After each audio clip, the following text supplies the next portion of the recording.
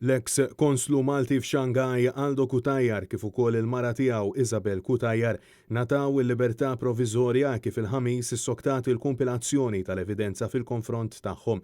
Il-koppja Cutajar qed tiġi akkużata b'ħasil ta' flus kif ukoll illi akkwistaw proprjetà minn flejjes li ġew minn attività kriminali.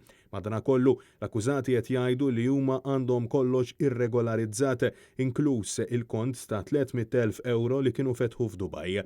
Min tfittxija li kienet saret mill-pulizija fir-residenza tal-koppja fin-Naxxar, proprjetà li nxtrat minnhom sentejn ilu, instabet is-somma ta' €900,000 fi flus kontanti. Il-Maġistrat Donatella Frendo Dimek saħqet li hemm biżejjed provi sabiex huma jitqiegħdu taħt kap ta' akkuża.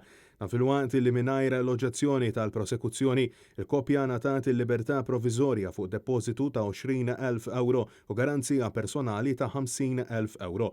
Dan fuq numru ta' kundizzjonijiet fosthom illi jiffirmaw fl-assa ta' Naxxar ma jsifrux u jkunu d-dar bejn 11 ta' filgħaxija u 6 ta' filgħodu. Id-diviża talbet sabiex titneħħa l-ordni tal-ifriżar tal-assi tal-akkużati talba illi ġiet miċħuda mill-Maġistrat.